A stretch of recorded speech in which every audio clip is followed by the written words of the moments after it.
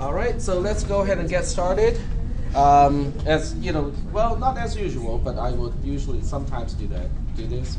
I would kind of share with you the little WordPress stuff that I have done. Well, some of this today and some of these other days. I find this one to be kind of interesting.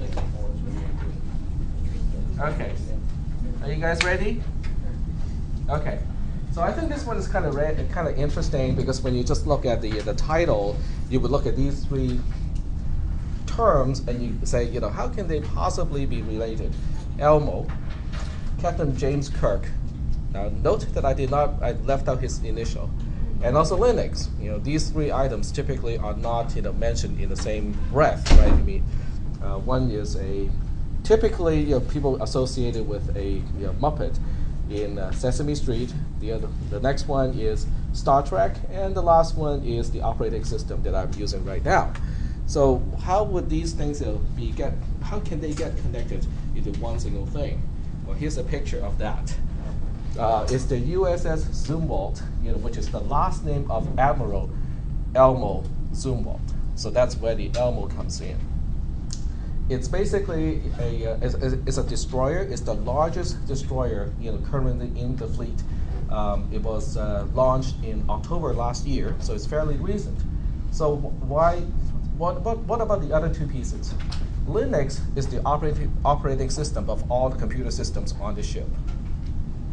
Okay, so they chose to use Linux as the operating system for all the computers on this ship, and this is the highest technology ship that the Navy has at this point. The control systems resembles, if you watch Star Trek, the Next Generation, it's kind of like that, where the control can be transferred to any console on the ship, because it's all computer based. It's one huge computer network that is very redundant and very secure and reliable, but nonetheless, they can transfer function from one console to another console. So it's kind of more like a TNG, the Next Generation, than the original Star Trek, where people have to be at a certain station to do certain things. This one you can transfer, from one place to the next.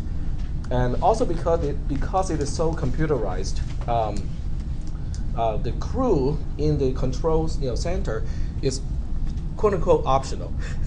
Okay, a lot of stuff can be so automated, and because it is using a computer system, if they enable networking on these computers, it can be remotely controlled for the most part, okay? Except for the refueling part, and some of the mechanical stuff may still require human labor.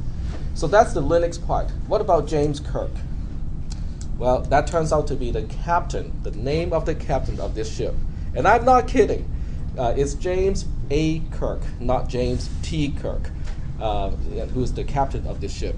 So that's why it's kind of interesting how it has it can kind of make all of these names kind of link into one single article. This one is also kind of interesting too, because I found this out just this morning. I still use Windows 98 in a virtual machine. Sometimes I just use it to test certain things. And I also have Windows XP in a virtual machine, just in case I need to use it for certain things. But there are still people using Windows 98 and XP, and the TSA is one of them. Now, not directly, but the X-ray machines deployed in many airports, they still run Windows 98 or XP. And obviously, it can be a problem because those operating systems are no longer supported by Microsoft, and because they also do not have some of the security features of later versions of Windows, they can also have issues with that. The good thing is all of these machines are not networked. I suppose they're so ancient, so old, that they do not even bother to network these machines, especially wirelessly. So they're fairly secure from that perspective, because someone who wants to hack a machine like this actually has to have physical access to the machine. So it's not too bad, but I was just kind of surprised to find that people are still using Windows 98 and XP. This is my idea of a game. For those of you who want to write games, and want to become millionaires, really fast, take this idea, please. Okay. So this is a kind of like a turret idea. So how many people work in an office and you're on a spinny chair most of the time? Okay, some of you. Okay, so what you can kind of imagine is using the accelerometer of your mobile device. So you basically, when you pan like that, it will track your motion, and then you can use basically simulate looking out of a turret of some kind, and just do that all day long. Your employer may even let you do it because now you have to use your upper arm and use your leg to spin the chair, so it's a form of exercise at the same time. And I make some references to Flappy Bird because if you just kind of look up this word in Google, you will find out what the fuzz is about. eBay had to pull some items out of eBay because they're trying to sell mobile devices with Flappy Bird still installed for tens, if not hundreds of thousands of dollars. Okay, yeah, it's crazy. Just look it up, Flappy Bird. And just look up eBay, as also part of the word. Yep. Wait, so it's not legal to sell your phone? I think it's becoming such an insane frenzy that eBay decided to pull all of these items off. $94,000. Okay, not quite 100, but $94,000. That's still a good chunk of money. I would buy 3 Accord hybrids with that kind of money. And also, that also is a very interesting piece of technology. The new Accord hybrid has no transmission.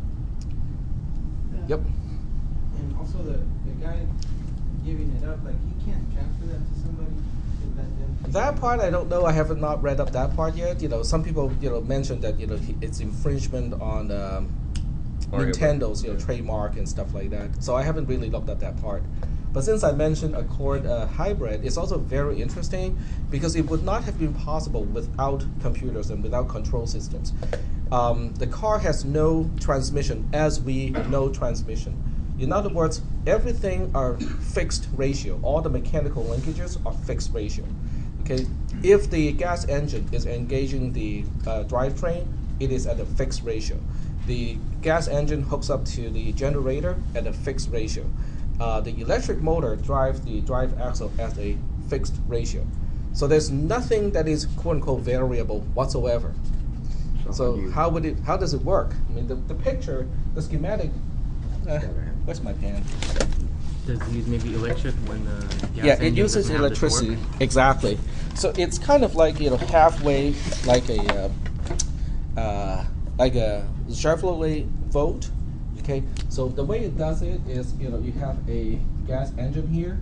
So the gas engine hooks up to a generator, but also hooks up through a clutch to the drive wheel system. So you have the 2 wheels here. And then you have a electric motor also hooked up there. So you have a generator, you have an electric motor here. The generator and the motor, they both connect to the battery, like so. And the gas engine can only hook up to drive the drive wheels through the clutch, but there's no transmission in between. In other words, when the gas engine directly engages the drive axle, it will be at a fixed ratio. Okay, it's a fixed. So the way it works is at lower speeds, the clutch is disengaged. So the gas engine will only be used to hook up to the generator, and then the generator will generate electricity either to be stored in a battery or to be used up by the electric motor. So the electric motor is the only thing that powers up the car up to 45 miles per hour. At 45 miles per hour or faster, then the clutch would engage, and then the gas engine can directly drive the drive wheels for better efficiency. So I think that's a very interesting design because from the repair perspective, there's not much that can go wrong here. Mostly it's electronics and the battery. So I just thought it's kind of interesting because without computers, this would not have been possible. Any questions about this? No? About that? Huh? You said more efficient with the gas engine? Yeah, because there's no transmission. Transmission, whether it's manual or automatic, has a lot of inefficiency. So with with a 5-speed, you are better off, but with an automatic, you still, but there's still inefficiency associated with the gearbox. So I just thought there was inefficiency associated with just burning, Fuel? instead of generating energy by the motor. Well, the energy has to come from somewhere. So, it's even if you have a plug-in hybrid or an electric car, something still has to generate the energy, and most of the time it's still burning fossil fuel these days, to generate that electricity. So this, as long as the gas engine is fairly efficient, it is not going to be any more polluting than, using an electric car, because most power plants are still burning fuel.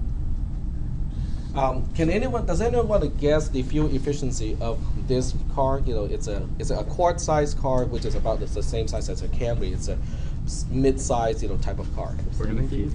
Somewhere in the 50, 50 miles per gallon on the highway, and 47 or 45 in city. No, I take it back the other way around. It's 50 in town, and then 45 on the highway. You don't actually get that.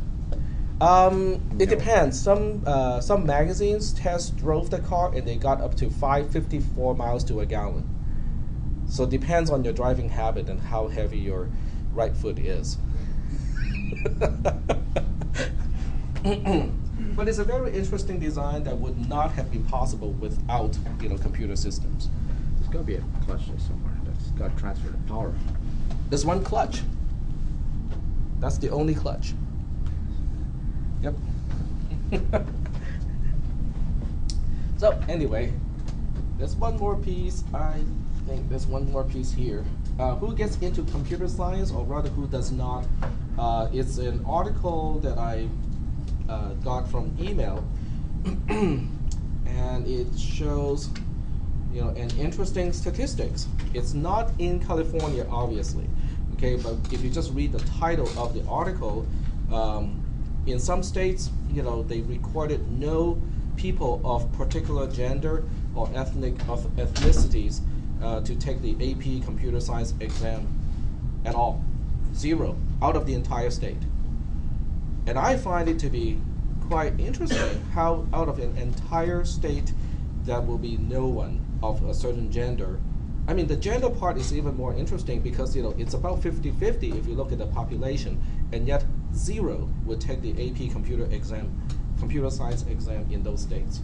And here's the bubble chart. It shows you the number of people, female test takers by state, and you can see California is right here, and Texas is here, and all of the other states are kind of much smaller in terms of bubbles.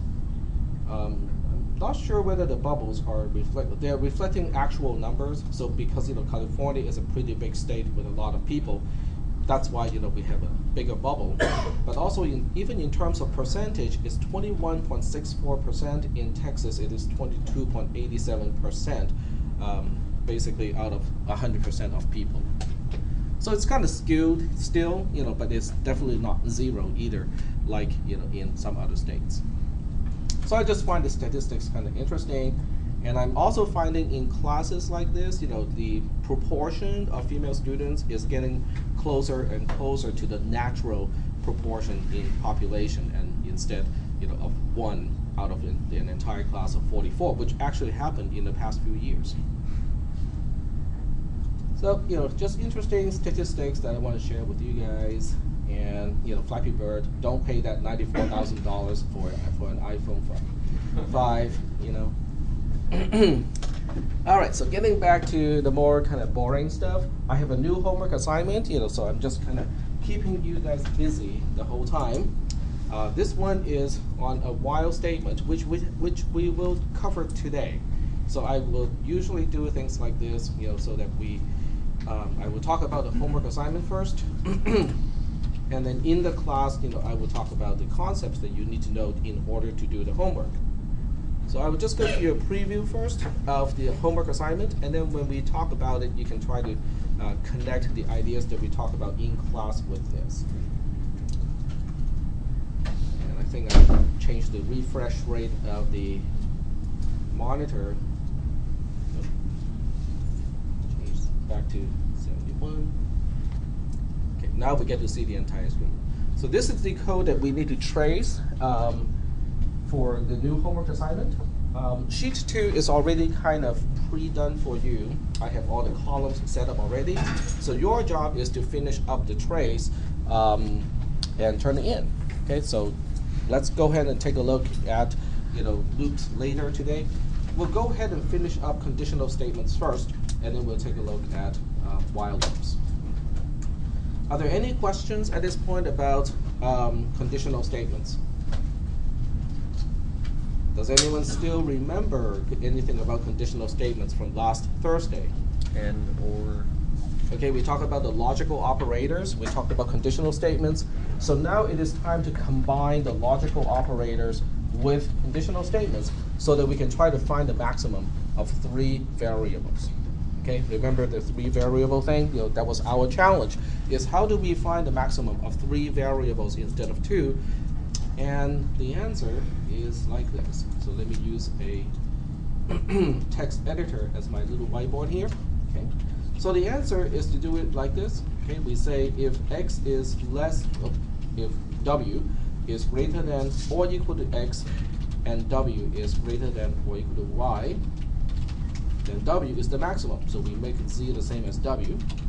Else if x is greater than or equal to w and x is greater than or equal to y, then we know x is the largest, then we make z the same as x. If it is not one of those two, then we know the third one, which is y, is going to be the maximum. So we say z gets the value of y, and if. So this is the code to find the maximum, or one way to find the maximum of 3 variables without using nested conditional statements. This has no nesting other than just assignment statements. Remember also, I think on last Tuesday, we kind of said, hey, what about this? What if we don't put in the greater than or equal to here? Instead, we just use greater than. It still seems to make sense, right? Because if w is the maximum, it's going to be larger than the other two. When x is the maximum, it is larger than the other two. And if those two conditions are not met, then y has to be the maximum. The third variable has to be the maximum. So what I'll do today is I will first use the erroneous code here as an example. So we'll trace it, okay? We'll go through at least 1 or 2 traces where it will work correctly, and then we'll find one trace where it does not work correctly, okay? So that's what we'll do first. And as usual, I'm going to use a spreadsheet to trace it. So I'll just put the code into the spreadsheet first. If w is greater than x and w is greater than y, then z gets w. Else if x is greater than w and x is greater than y, then z gets x. Else z gets y. And if. Alright, so let's go ahead and trace this code, and we'll construct several test cases in this case, so that we'll have some that will work correctly, and we'll have at least one that does not work correctly at all. Because that's going to lead to more topics later on about how do we make sure that an algorithm is correct in all cases. So because in this case we have conditions to evaluate, we need a column that has the comments. We need line number. We have the 3 variables, the 4 variables actually, because we have w, x, y, and the last one is z. Z is going to start with an unknown value because it is going to be changed by line 2, 4, or 6. Y, x, and w, they need to start with a specific value.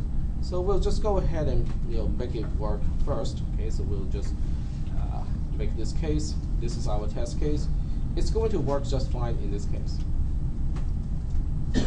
But I do want to trace it so that we can figure out, okay, how do we deal with this else if thing, because this is the first time we encounter the else if construct. And we'll need to make the comments a little bit wider because there's more stuff to document here. There we go. All right. So the first thing you want to remember is we are going to execute programs or read the program from top to bottom. So in a case like this, where you have two lines with conditions to evaluate, you still have to follow that order, which means we are going to evaluate the condition on line 1 first, okay? So in this case, what do you think is the answer of the condition of line 1? Line 1 is asking, W is greater than X and W is greater than Y. Is it true or is it false? False. It's false because it's actually the smaller than X and smaller than Y. It's less than both of those, so the answer is false. So now the question is, where do we go? Well, remember you have to read from top to bottom. Should I continue execution on line 2? No, because the condition is false, so we do not want to follow that branch. So now the question is, do I want to follow the branch to line 3, or do I want to follow it all the way to line 6? Line 3, exactly, because we are reading from top to bottom. This line 3 gives us a second chance, a second branch that we might be able to take. So now we go to line 3, and then we ask the question, X is greater than W, and X is greater than Y is True. That is true. Then what do? We execute line 4. Line 4 is getting the value of X into Z. X has a value of 3, so Z is now updated to a value of 3 as well. And then what do we do? Post. Exactly. We get out of this conditional statement. Okay.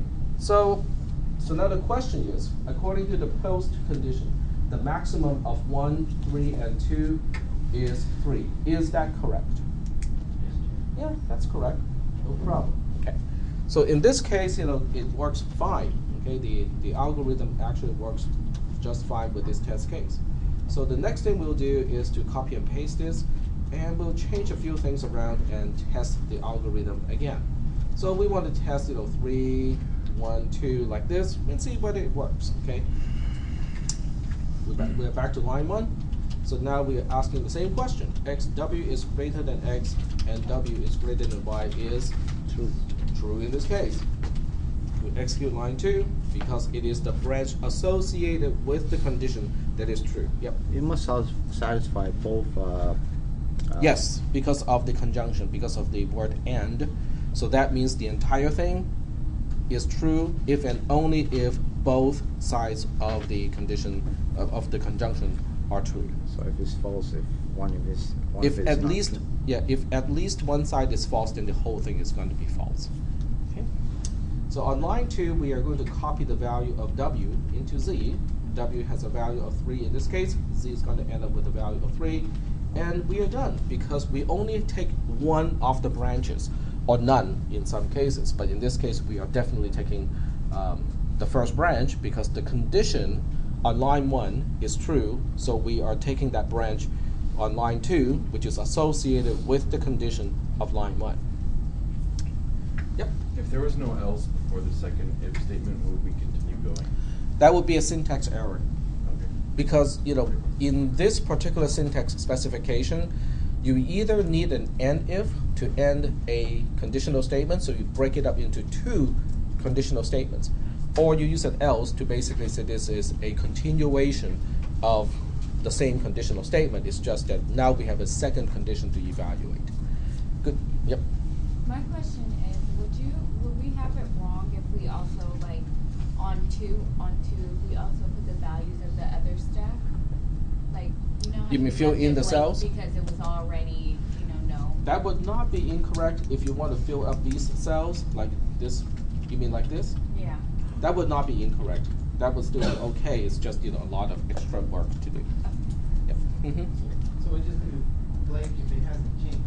Correct. Yep. We are using the shorthand. If you're not changing the value of a particular column, you can just leave it blank.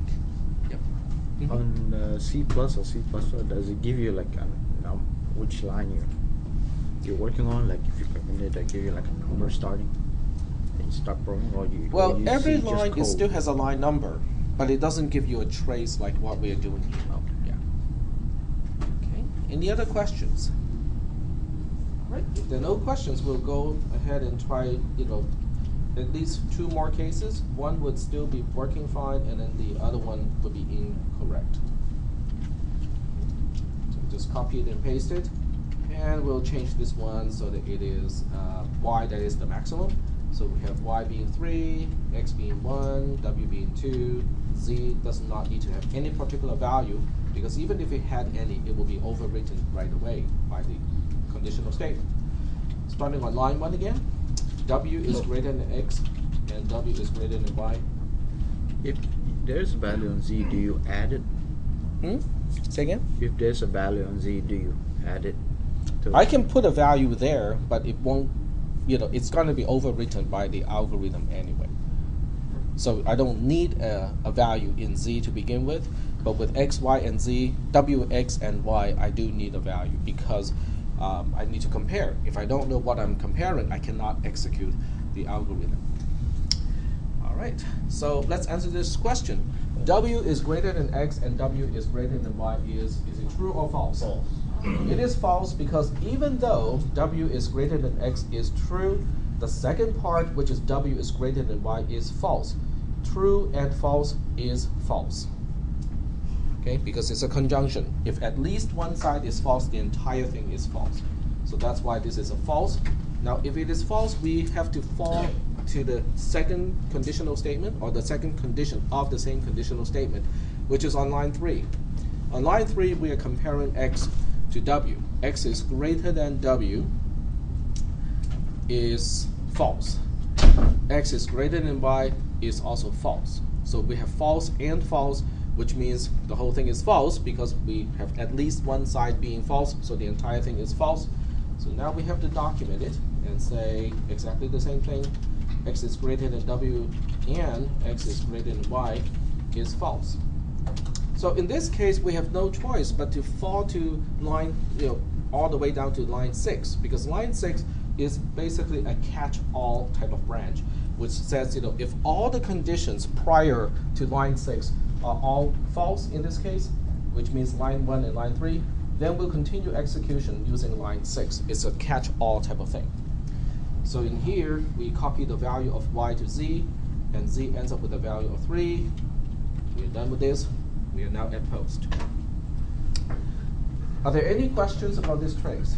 So out of these 3 test cases, the algorithm works just fine. Okay, there's no problem. So now the question is, how do we know that this algorithm is not entirely correct?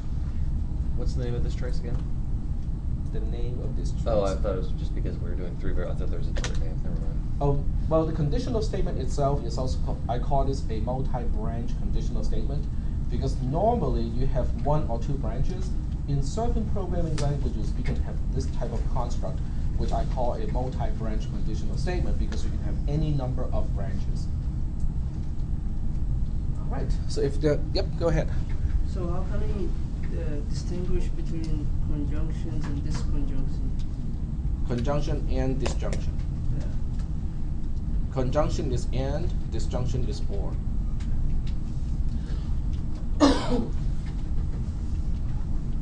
Well, that's a good point. I think it's probably a good idea to study the material before and after the class, so that way you don't encounter situations where okay, but what is that operator? Because we talked about that last week already. Yep. To answer your question, you were asking when this would work. It's when W and X are equal. So like if W and X they're both are the maximum. 3, Yeah. Mm-hmm. and Y is maybe 1, it would lines 1 and 3 would end up being false, and then it would set to Y, but that wouldn't be true. Absolutely. Excellent analysis. Okay, and you had a... No, I was just gonna say the same thing. Oh, okay, all right. But that's excellent analysis. Okay, so you guys did a very good job at analyzing this algorithm and figure out when it's not going to work. So in this case, I just have to make w and x the same, and they're both the maximum, and y being the lesser value, or y can even cannot be the same, because then y would still be a maximum. So this will definitely break the program, or this is a case where the flaw of the program is exposed.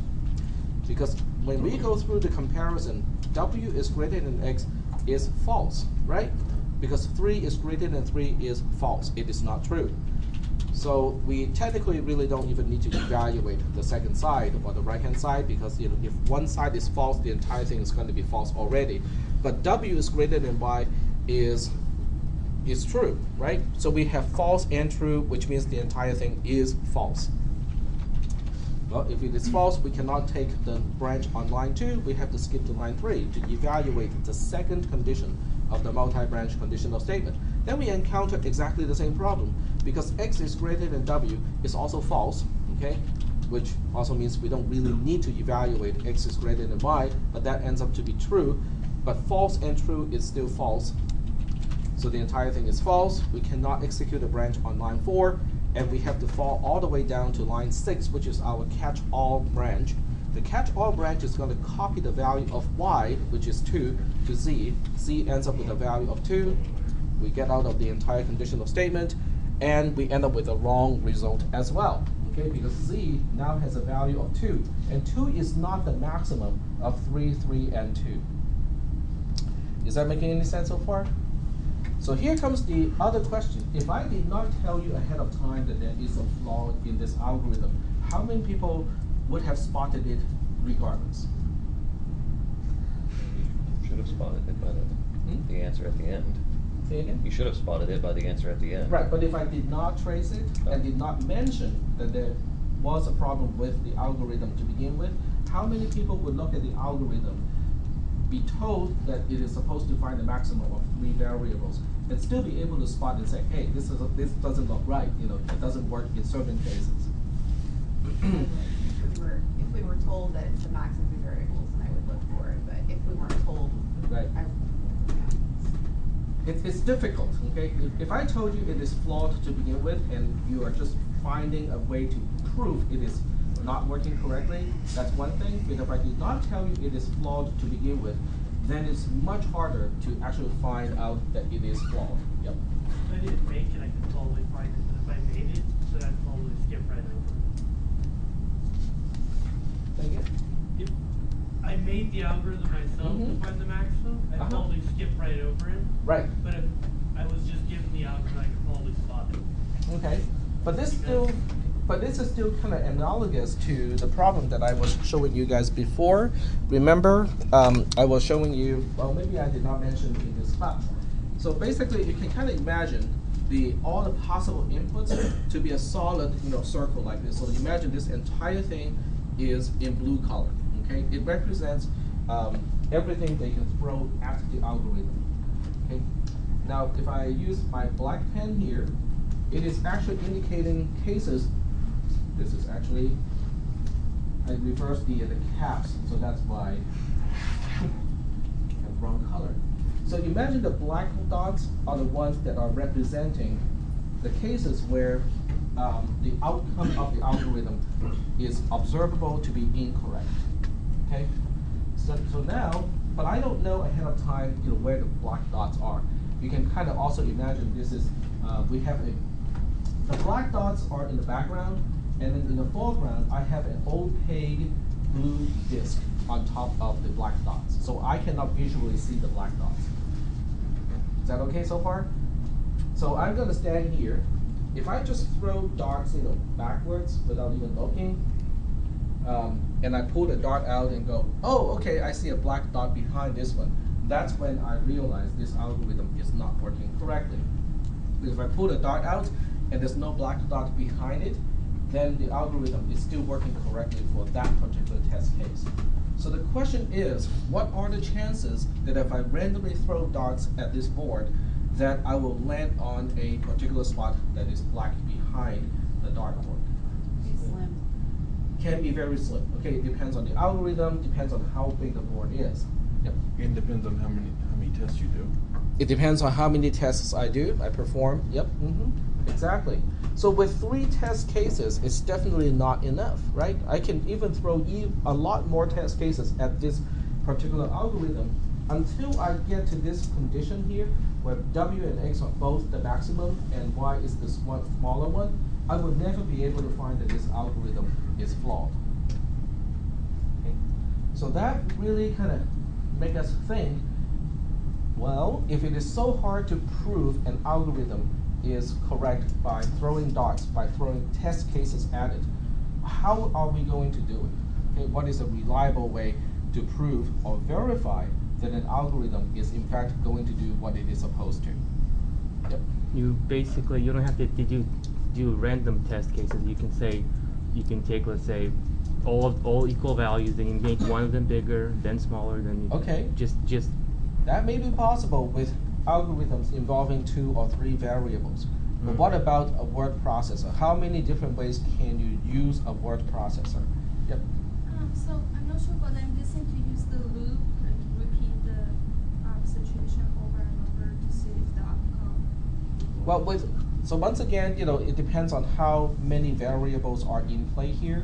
With only 2, and you basically limit the range of integers, it is still doable. But as you have more and more variables, that becomes a infeasible way of testing an algorithm, because the number of test cases are just way out there, and there's not enough time or processing power to do that. Could you change the conditional statement to say greater than or equal to, and then compare this condition to the opposite condition and see if they come out with the same answer? But that means you already know the other way is actually correct, so you're just spotting to see if the 2 algorithms are behaving the same way. So yep, go ahead. Maybe just test the corner cases, like 0, -1, or when the same things are equal. They're also called the boundary cases. Yep, the boundary cases are the ones where they are significantly different from the other ones because they're right at the border, right at the boundary of something. Yep, so that would be a good way to test it, because you're not just retesting things like 1, 2, 3, 1, 2, 4, 1, 2, 5, because the algorithm doesn't make any differentiation once it's greater than. So that's a good idea. But even so, with many variables, there'll be a lot of combinations of boundary conditions. So even so, you still have a lot of test cases. So what I'm going to do is I will defer this discussion until later, but I do want you guys to kind of remember this discussion, because the way we're going to do this is not testing it at all. In other words, I'm going to have a technique to prove an algorithm is correct, but without throwing a single test case at it.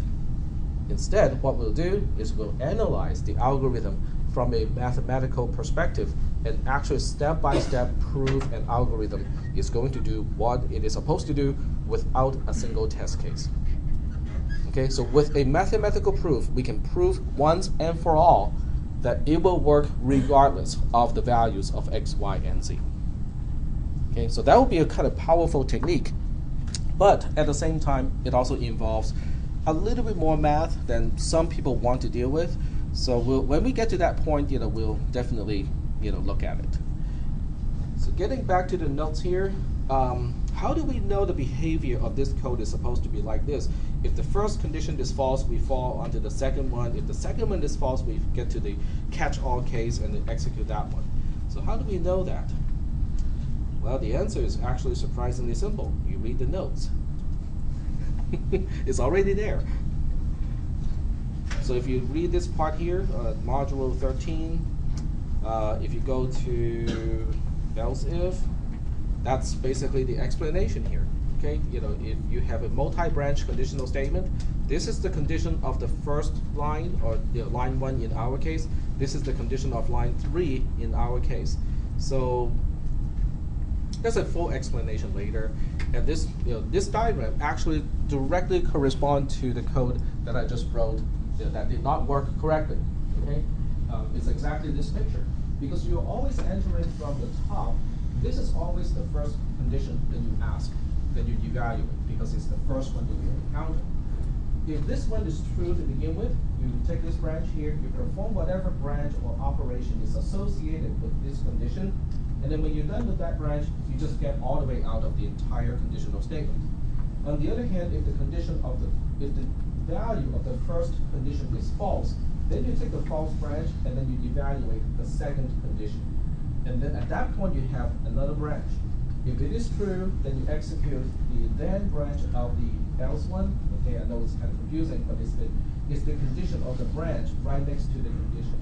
If this condition value is to false, then you go execute the else part, which is the entire else, which is line 6 in our case. But in either case, doesn't matter which branch you take, once you're done with that branch, you exit the entire conditional statement. So this picture really kind of shows you the flow, the logic flow of a multi-branch conditional statement. And this particular one matches the code that we just traced earlier in class. So are there any questions about this picture or how it is associated with the pseudocode that we just traced?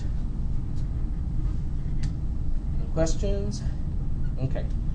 Now, I will throw more tricky cases at you later on, but right now, I'm going to move on to talk about loops because that's your homework assignment.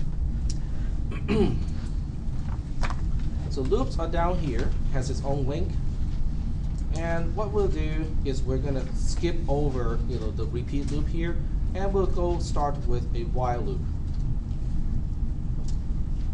So we'll take a look at a while loop, and the way I'm going to do this, you can read the notes by yourself too.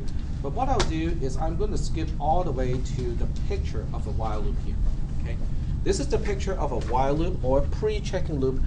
Sometimes I refer to it as a pre-checking loop because you check the condition before you perform the operation. Okay, so here's the logic of a pre-checking loop. You are entering from the top here. And then the first thing you see is a condition to evaluate.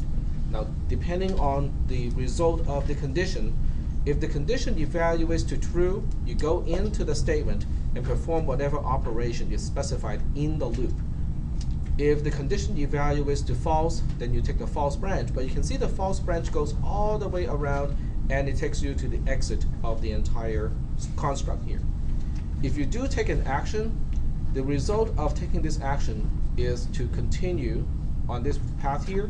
So you go all the way back to the beginning, and then you re-evaluate the condition to see whether you have another chance to get out of the loop.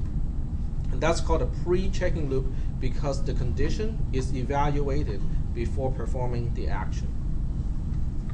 Okay. And then what I'll do here is I will give you the pseudocode corresponding to this picture so you can actually see it side by side. So with this particular one, it is the same thing as saying while one is not full, still hungry, do take a bite and while. Okay, so this code here, this pseudocode highlighted here, is representing the same thing as the picture. Are there any questions about how the pseudocode corresponds to the picture, the pictorial representation of the logic? Any questions about this? No questions about that? Okay, if there are no questions about this, then we can actually start to move on and talk about, an actual case where we can trace. So let's go ahead and use the spreadsheet and trace something. And obviously, I cannot trace something that is directly related to the homework assignment. So I'm going to have to remind myself not to make this resemble your homework assignment too much. Okay, so we'll go ahead and start with, okay, so we'll start with something like this. And then we'll say while x is greater than, say, 35, do x gets x minus, let's go through like a few iterations, at least two. And while, oops, and while, and this would be the first one that we trace.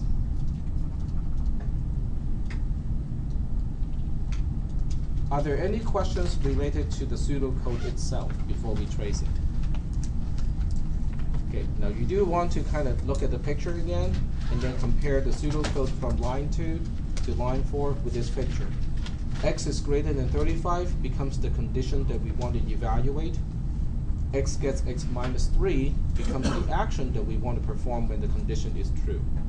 So are there any questions about how we modify the picture to fit the algorithm or the pseudocode that we are trying to trace at this point? Any questions about the correspondence? Okay, all right. So if there are no questions about the correspondence between the pseudocode and the picture, we are going to trace the algorithm, but without looking at the picture anymore. So we'll go ahead and open the new window and perform the trace in the new sheet. Yep. Are you going to eventually give us like a picture and tell us write a pseudocode? No. You really should not start with the picture. The picture is only useful at the very beginning of this class so that you can understand how the pseudocode, the logic of the pseudocode. But at some point, you should be able to look at the pseudocode and understand its logic without translating that into a picture first. Because the pictorial representation is really intuitive, but at the same time, it's not very efficient. It just takes a lot more time, it takes up a lot of space, it takes up a lot of time just to draw it too. But at this point, you can definitely still refer to the picture to kind of understand the logic of it. Yep. I guess I do have a question, actually, just to make sure I'm understanding. So while x is greater than 35 is the if not full part of the picture, and then give x value of x minus 3 is the take a bite part of the picture, right? That is correct. Okay, so Excellent. All right. So we'll go ahead and trace this algorithm. In this case, should I give x a particular value? Would it matter if x starts with any particular value? No, No. Why not? because we're saying that x is going to be 40 on line 1. Exactly. Line 1 is going to overwrite whatever value x has anyway, so we are not going to be able to utilize the initial value of x anywhere within this algorithm. So that means, if I make it 2 right here, it doesn't matter. So might as well just say, well, we don't need to know the initial value of x. We'll just make it into a question mark. So that's the precondition. And then we start with line 1. Okay, line 1 is fairly simple. All it wants to do is to update the value of x to 40. Okay, that's pretty easy to do. And then we get on to line 2. Line 2, like a conditional statement, has a condition to evaluate. So we want to evaluate the condition now. Now, whenever you evaluate a condition to determine which way to go or how to proceed, you have to use the comments column to tell me, is the condition true or false? So in this case, I have to do the same thing as with a conditional statement and indicate the result of this condition. X is greater than 35 is True. It is true because it has a value of 40 at this time. So the next question is, where do we go? Now, this is where a pre-checking loop does not behave the same way as a conditional statement. With a conditional statement, it is a one-shot deal. Okay, you take one of the 2 branches, you finish that one branch, and then you move on to whatever is after the construct. In a loop, on the other hand, if you decide to take the action, you have to go back to the to retest the condition. So in this case, what are we going to do? According to the picture, when the condition is true, should we get out of the loop, or should we move on to the action specified in the loop? Move on. Action. Not move on. When the condition is true, we Keep looping. execute the Yeah. action specified in the loop itself. In this case, it is line 3. Okay, so we have to move on to line 3 here. Okay, so let me just kind of bring the picture back up again. You can see that this is the condition. It can either be true or false. If the condition is true, we follow this branch here. We perform the action specified inside the loop. Okay, so that's why, in the trace, we are moving in to the body of the loop and execute line 3. Line 3 is a regular assignment statement. We evaluate the right-hand side first, and then we copy that value to the left-hand side. The right-hand side specifies x minus 3. X currently has a value of 40. 40 minus 3 is 37, so we copy 37 back to the left-hand side, which is also x, so x is now updated to a value of 37. Are there any questions about this step? Yep, go ahead. Okay, so if it's false, you just go all, you skip all the like 2 and 3 and just put those. If it's true, you go through the whole thing. If it is true, we perform the action, and then according to the picture, you're correct. But the question is, what do we do next? Okay, after line 3 is completed, let's take a look at the picture. I know many of you have the answer already. So after line 3, which means after we take a byte, according to this picture, where are we going? Back to the beginning, back to line 2. Okay, so that's what we'll do exactly, is going back to line 2 after line 3. Now this is where Many people make a mistake here because they equate a pre-checking loop as a conditional statement, or the other way around. Okay, but they are actually two different constructs. With this construct here, after we perform the operation on line 3, we do not get out. We get back to line 2 to re-evaluate the condition. Yep. So you keep doing it until it's false. That is correct. Yep. So back to line 2, but line 2 has a side effect that we have to document. It does not change the value of x because it is really just comparing, but we do have to indicate the result of the comparison. X is greater than 35 is True. It's still true because 37 is greater than 35. So then we have to go to line 3 again. Line 3 is going to subtract 3 from 37, giving us 34. And then we copy 34 back to x. So x now has a value of 34. And then we go back to line 2. Now this is another way people make, another common mistake when people trace algorithms like this, particularly with people who already understand programming. Because people who already understand programming actually can see it and say, hey, 34 is no longer greater than 35, post right now, okay? That would actually be incorrect as a trace, because the algorithm or the computer cannot eyeball that there's a line 2 up there and what line 2 does. The computer can only execute and see one line of code at a time, which means as far as the computer is concerned, which you are emulating in this class, we still have to go back to line 2. Okay, we definitely have to go back to line 2, and then we have to reevaluate the condition. X is 35 is now false because x has a value of 34. So when the condition is false, then only at this point we get to post from line 2 directly. We do not get to post from line 3. We can only get to post from line 2 because line 2 is the only line that can make that decision. Should I go in and perform line 3 one more time, or is it time for me to get out of the loop? Yep, go ahead. Can you see the picture one more time, please? Say again? Can you see the picture one more time? Absolutely. Here we go.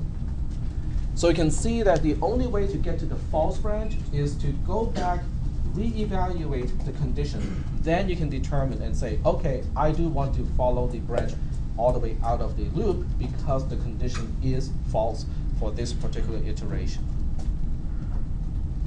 Yep. Row sheet. Thank you for the reminder. And here's the row sheet. Nope. So are there any questions related to a pre-checking loop, which means we check the condition before we take the action? Yep, go ahead. Can it be the for, while, and if, can they be all be categorized under like one word, like a bee, and a fly is an insect? They are all control structures, but other than that, they represent different type of flow patterns. Any other questions related to a pre-checking loop? Okay, let me switch all the way back to the homework assignment, just so that you can take a look at the homework assignment again, and make sure that you know enough to get it done. Okay, there we go. Let's see. I think it's this one. Yeah, there we go. This is your homework assignment. It's different, a little bit different from the example that we went through today. As an example. I really had to try very hard to make sure that the example that I used was not too much of a giveaway of the homework assignment. But I'm hoping that you guys still see the resemblance between the two and basically be able to deal with this. I mean, it's just a different initial condition. X is initialized differently, and the action inside the loop is also different. That's going to be. And it lasts a very long time. Oh, this is not long. It's going to be longer, but it's still not going to be like really, It's really going to long. be If it's really long, something else is wrong. It should not be long. It's not that many iterations. When you trace it, you'll find out. All right, so we're done with this part here. Now that you know how to do your homework assignment, let's go back to multi-branch conditional statements. Sorry? Yes? When is the homework due? When is that homework due? Let's take a look at the homework itself.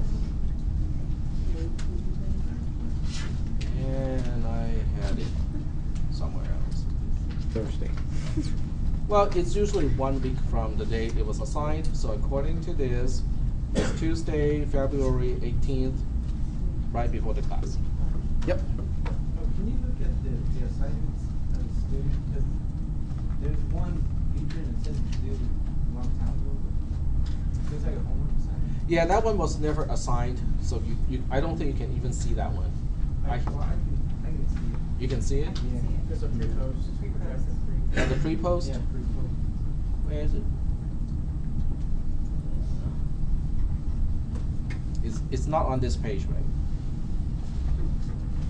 Well, if it's not assigned in class, don't worry about it. You can do it if you want to, but I can almost guarantee you that the one that we are going to do in this class is going to be different. Okay, so let's go ahead and take a look at some tricky cases, quote unquote tricky, but they're not really that tricky. Tricky cases of multi-branch conditional statements. And I'm gonna close all of these first because I cannot keep track of all of these documents. So I'm gonna exit LibreOffice first and start it over again. All right, so what we'll do is we're gonna do something like this. Okay, so we'll start with a multi-branch conditional statement that looks like this. So we'll say if x is less than 5, then we'll go ahead and perform this operation. Z gets a value of 1. Else if x is greater than 500, then Z gets a value of 2. Else if x is less than 10, let's say, then Z gets a value of 3. Else if x is greater than 2, then Z gets a value of 4. Else Z gets a value of 5, and if. Well, it is still one single conditional statement. It's just a really long one because it's a multi-branch conditional statement, and we have 5 possible branches in this case. But it is still considered a single conditional statement in programming languages that support multi-branch conditional statements. C and C++, by the way, do not support multi-branch conditional statements. Even though it looks like it does, it is actually something different than what you think it is. You can ask your CISP professor for that answer. Is it a switch statement? Switch statement? No. You can write something like else if, but the meaning of else if is a little bit different from the meaning of else if in this class. Yep. But by the time you move on to CISP 360, ask your professor, does C and C++ support else if? Okay, and you can get the answer straight from your CISP 360 professor, which may be me, depending on which section you take. So it can remind me at that time, it's like, Tech, but you said in CISP 300 that I can ask you about this, and I will give you the answer at that time. You used to keep the old lectures on your YouTube. I keep all my lectures in YouTube. Yeah, because you got all the way to 2009 in there. Say again? You got all the way back to 09. 09? Yeah, Yeah. that sounds about right. And YouTube has not complained yet. I have more than 1,000 recording on YouTube at this point. All right, so let's go ahead and trace it a few times. Okay, so we'll go with something that is not tricky first, and then we'll go do something that's a little bit more tricky.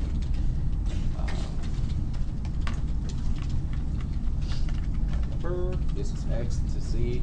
Z is really not useful. All it's doing is to indicate which branch has taken place. X needs to have a beginning value because that's what we'll do. That's how we can trace the algorithm. But other than that, the variables are not really that useful for this particular algorithm. So let's say X starts with a value of, let's make it not tricky at all in this case. Let's make it -1. Okay. And Z can start with a value that is unknown because I know that I'm going to take at least exactly one branch, so that means Z is going to get changed anyway. All right, so now we have a very not tricky case here where Z starts with an unknown value, X starts with a value of -1, And as before, we start execution from the top. We have to use the top-down, ordering.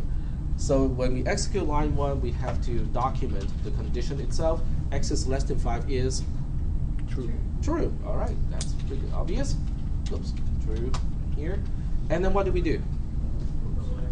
Post. Set No. Z. No. Which line do we go? Which Two. line do we go to? Line 2. We go to line 2, exactly. So Z gets a value of 1. And then where do we go next? Post, exactly. We are all done. So as I said, this is a fairly non-tricky case. It's not a big deal. Okay, so let's go ahead and copy the formatting of the column. I'm just being lazy that way. And this time we'll change the initial value a little bit. Let's make X start with a different value. Still a fairly easy case. There's no tricks to it. Okay, so let X start with a value of 1,000. Okay, so we start execution on line 1 again. X is less than 5 is False. false. And then where do we go? Line We go to line 3. Very good. And line 3 has a comparison of X versus 500. X is greater than 500 is True. true. And then where do we go? Line 4. Line 4, because we take the branch right next to the condition that is true. So on line 4, Z gets a value of 2, and then we're done. We get a post. Okay, so this one is not tricky either. So I think we are ready for a slightly more tricky case. Okay? The slightly more tricky case is going to be the next one.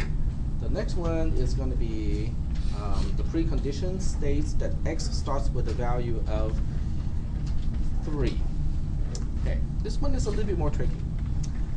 Okay, so we start execution on line 1 again, and we evaluate the condition. X is less than 5 is true. We go to line 2. Line 2 is going to change Z to 1, and then where do we go? Post.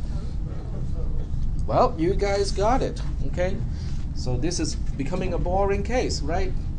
Because I was just thinking, someone might mention that, hey, we might want to go to line, we go to line 5 because X is less than 10 is also true, so we want to execute line 6. But wait, the next one is also true because X is greater than 2 is also true, so we want to execute line 8 as well. Nope, you take one branch and that's it, okay? You get out of the entire conditional statement and you're done. So in this case, that's exactly what we're going to do. We take line 2, we change Z to 1, and we get your post. Yes? Can you do an example if X was 11?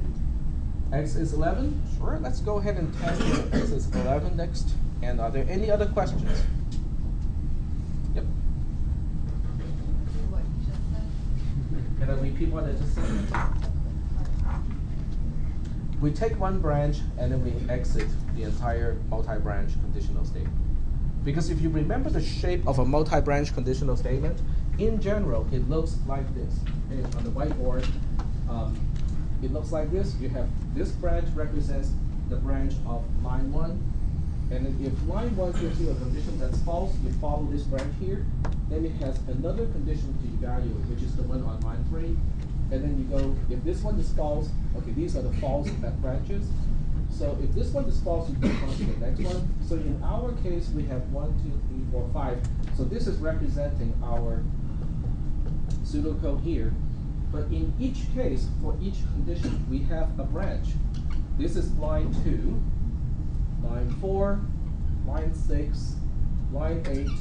And this one, which is a catch-all case, is line 10. Are we making any sense so far? It's a catch-all case because you can only get here if all of the conditions along the way evaluate to false.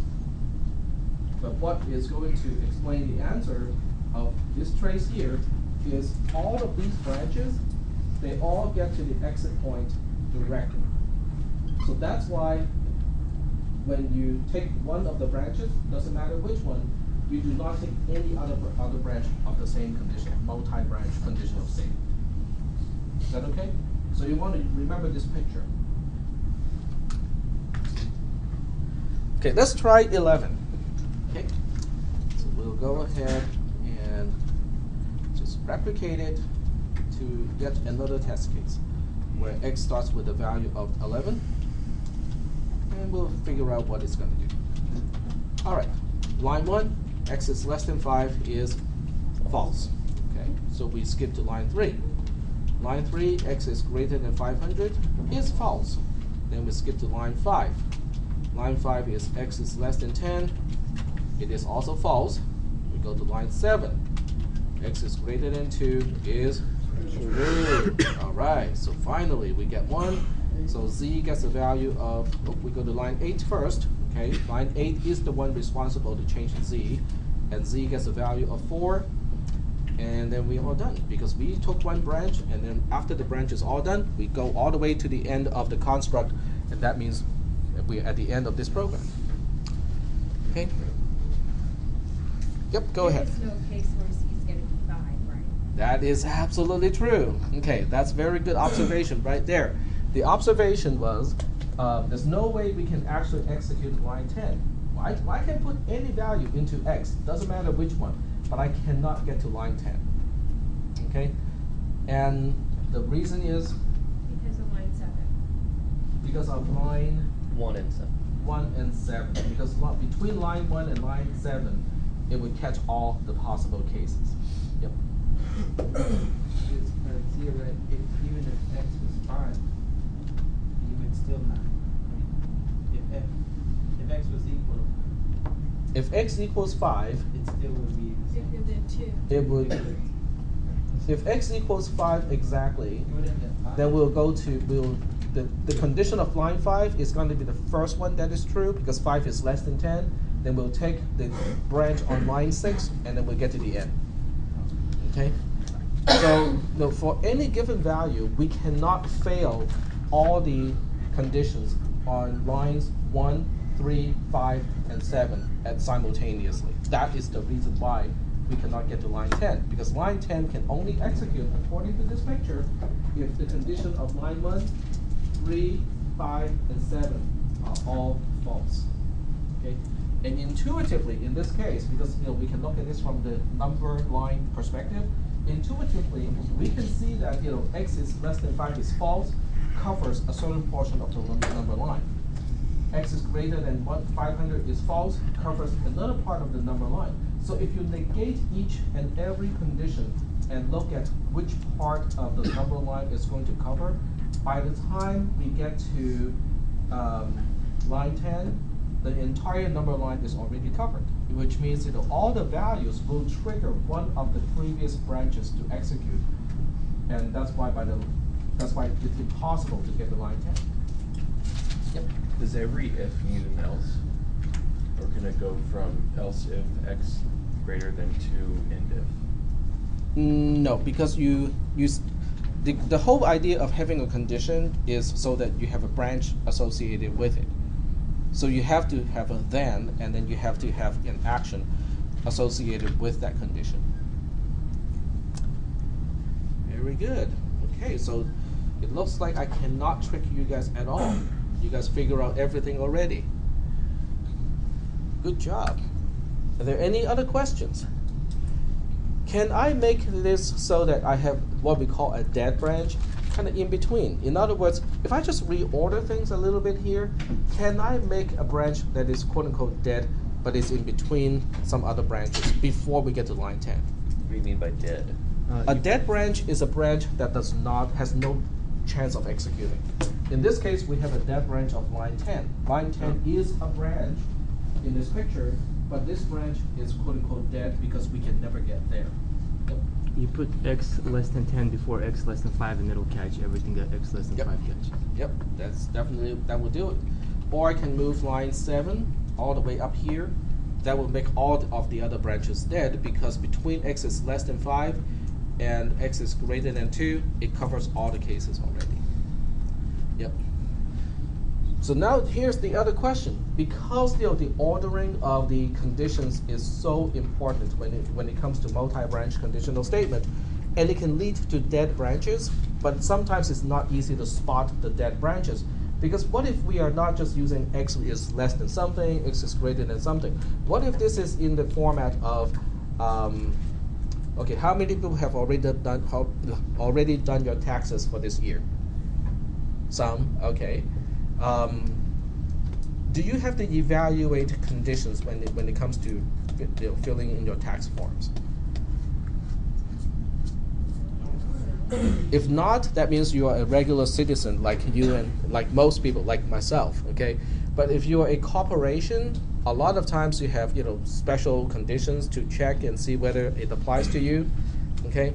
So the process of filling in your, tax forms for a corporation can kind of look like this because, it depends on a lot of different conditions, okay? Do you meet this condition? If not, do you meet this condition? If not, do you meet this condition? So a lot of times, the conditions specified in lines 1, 3, 5, 7, and so on can overlap, okay? And it can lead to dead branches or unexpected results. So for those particular programs, it's really important to kind of look at the entire thing after making modifications and make sure that the logic still makes sense, because otherwise you can end up with dead branches that are not intentional. Okay. Yep. On the stretching. Say again? Oh, okay, just stretching. Okay, understood. We need that Android app, so we can do it like this. All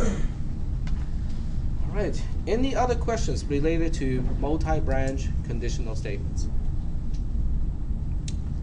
Okay, so if there are no questions about multi-branch conditional statements, we will go back to talk about loops, the one that we skipped, okay? No pun intended. Okay, the other loop that we have skipped here is a repeat until loop. We're going to take a look at the picture first, okay? Because the picture actually represents it a little bit better. Yep. So you can show the homework? The homework? Yeah. Which one? The one that was due. Oh, the one that's due today. Absolutely, I forgot about that. Okay, the one that's due today is assignment statements. Yep, it's due. And let's see how many people turning in. Oh, it shows right here. 43 out of 47 turning in.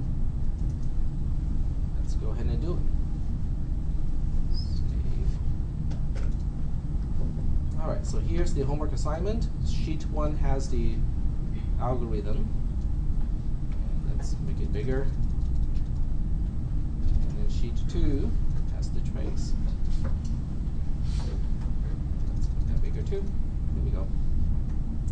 All right, so we'll start with line 1. Line 1 is going to change x to a value of 5. And if you want to, you can use the old convention of copying everything down from the one before. And then line 2 is going to change y to 2, so y is the one that gets changed to 2. But x is not changed at all, so it gets to retain the value of 5. On line 3, we have to evaluate the right-hand side first, just like any assignment statements. So in this case, the right-hand side specifies x plus y. X has a value of 5 at this point, y has a value of 2 at this point. 5 plus 2 is 7. The right-hand side evaluates to 7. We copy that value of 7 to the variable specified on the left-hand side, which is x. So x now ends up with a value of 7. Y still retains that value of 2. On line 4, we are also evaluating the right-hand side first. The right-hand side specifies x plus x. X currently has a value of 7. 7 plus 7 is 14. And we're using that to update y, because y is the variable on the left-hand side. So y now ends up with a value of 14, and x is not modified by this statement. So x gets to retain its old value of 7. And here is my post. So that's the solution of this particular homework. Yep. So we can post x, we write what x is at the end, and then that makes it correct, right? After post, there should be nothing. After post, there should be nothing, because what post means is, that's the post condition of the whole thing. But if you want to, if you copy the values down to post, like something like this, that's also okay. Oh, that's not a problem. Extra stuff typically is not a problem. It's missing stuff or numbers that are not the same as what I display here that might be a problem. But if you just want to add something, like something like this, it's perfectly okay because this is actually making it clear that when the algorithm finishes, x ends up with a value of 7 and y ends up with a value of 14. It's perfectly okay. Are there any questions about this trace? Yep. Made a smaller mistake on the fourth line. I thought you take the value of 7, you add it to the pre-value. I mean, you add the pre-value to the 7.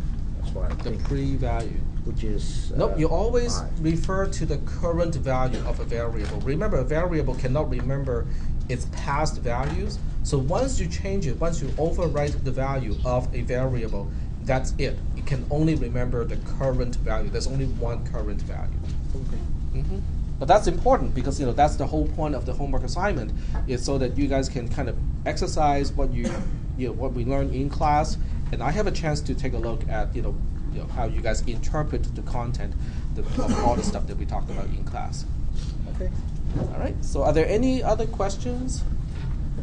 Yep. Go ahead. What if you left some of them blank that were the same with the same number? If they are the same value, you can leave them blank. So this one, and these two, you can leave them blank. So that would still be a correct outcome. I think one.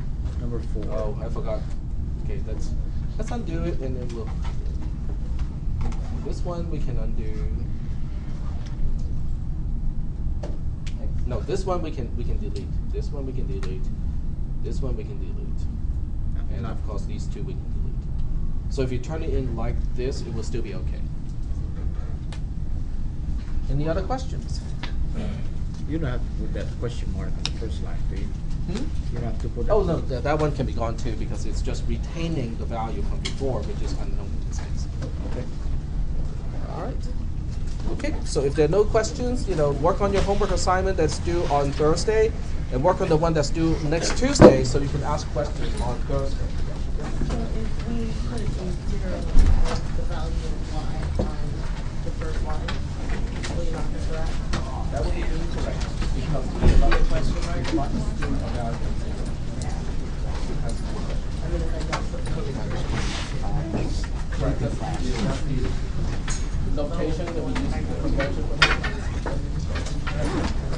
Well, it's going to be partial points. It's not going to take out all. We're on campus, can I get coffee?